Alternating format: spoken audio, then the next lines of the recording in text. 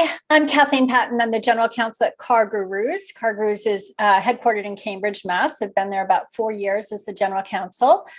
I've been a member of the ACC Northeast, I think, for about 10 or 12 years now, through a couple of different job functions, and have learned a lot over the years in my different roles and met a lot of people in the ACC Northeast.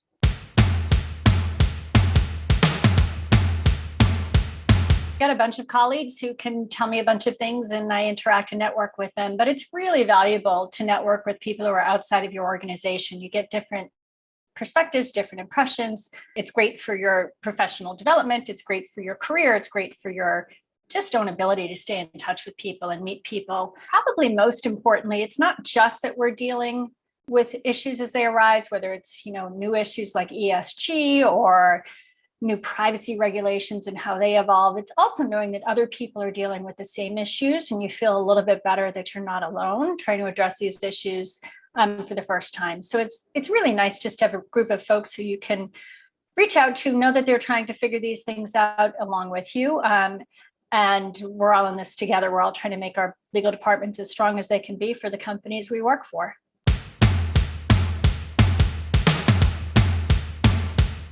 Wow, there's so many things. There are a couple of new legal developments or new things that are coming from different industries. We're a public company, so ESG, environmental, social, and governance is really hot right now and something that we're focused on. But I would say the area that I've spent more time on over the past year than I ever would have expected is around people and talent. We are heavily focused on recruiting, attracting, and retaining the best talent we possibly can. So recruiting is more challenging than ever. I'm sure most people are experiencing that right now. The return to office and remote work aspects of our jobs are more complicated than ever. Figuring out the whole future of work is something that we're all trying our best to do. But then it's really, attracting and retaining the best talent. So I am very involved with our, we call it DEIB initiative at CarGurus, Diversity, Equity, Inclusion, and Belonging.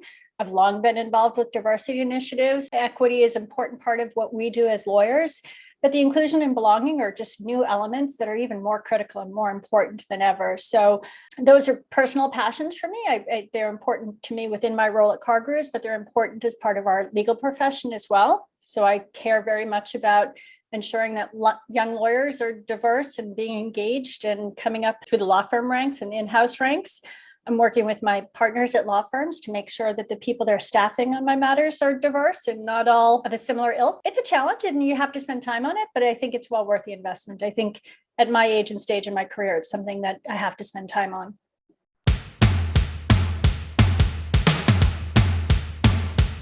It's a great question. I think it's always table stakes to be an excellent lawyer, right? So whatever your skills are, whatever the function that you are responsible for, whether it's public company compliance, commercial contracting, litigation, employment matters, you've got to be a subject matter expert and be very confident and comfortable with your answers. And also honest when you don't know an answer, but find out quickly what the answer is.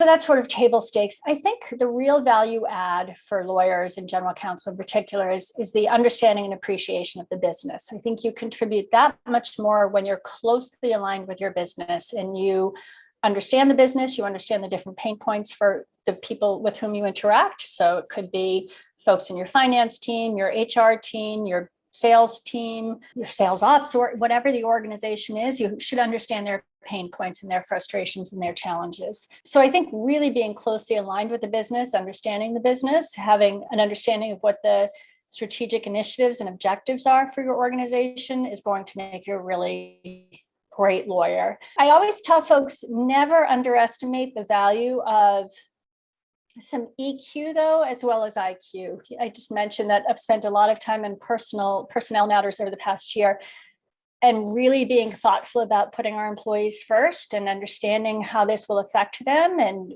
decisions like return to office. There's a huge EQ element as well as IQ. There's no playbook for this. We've never had a pandemic before from which we have to return to the office. So we're making this up as we go along, and that EQ plays a big role.